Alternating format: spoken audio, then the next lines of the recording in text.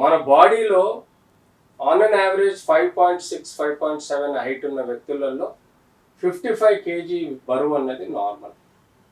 ఎప్పుడైతే ఈ 55-60 కిలోలు ఉండాల్సింది 80 100 120 కిలోలు ఉన్న వ్యక్తులలో మోయలేని, అంటే తనకున్న కీళ్ళు మోయలేని పరిస్థితిలో ఉంటాయి. మోయలేని పరిస్థితిలో ఉన్నప్పుడు ఎక్కువగా ఎఫెక్ట్ అయ్యేది కీళ్ళలో ఉండే కార్టిలేజ్, మెత్తటి పొరలే.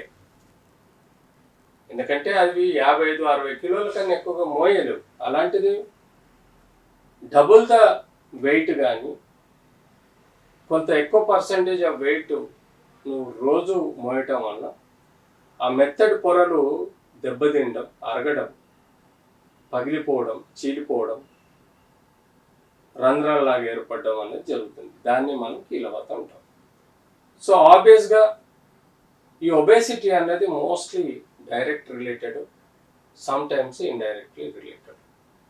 సో ఉబాకాయం అన్నది మనం కేవలం ఫ్యాట్ పెరిగింది అనుకుంటాం, కానీ దాని యొక్క బరువు